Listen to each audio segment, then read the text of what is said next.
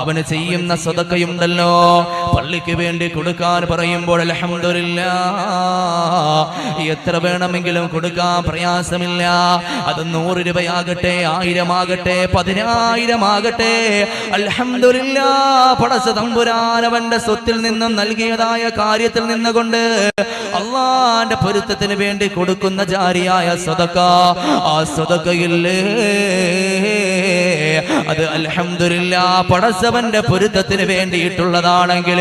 അല്ലാഹുവിന്റെ പള്ളിക്ക് വേണ്ടി പറയുമ്പോ അൽഹംദുലില്ലാഹ് അത് റബ്ബേ നല്ല നിയ്യത്തോടു കൂടി അവിടുന്ന് കൊടുത്തു കഴിഞ്ഞാൽ എന്റെ പ്രിയമുള്ള ഉമ്മ നിങ്ങൾ മരണപ്പെട്ടാലും, എന്റെ പ്രിയമുള്ള ഉപ്പമാരെ നിങ്ങൾ മരണപ്പെട്ടാലും അണമുറിയാതെ പ്രകാശം പോലെ നിങ്ങളുടെ ഖബറിലേക്ക് എത്തുമെന്ന് ആദരവായ നബിയുനാ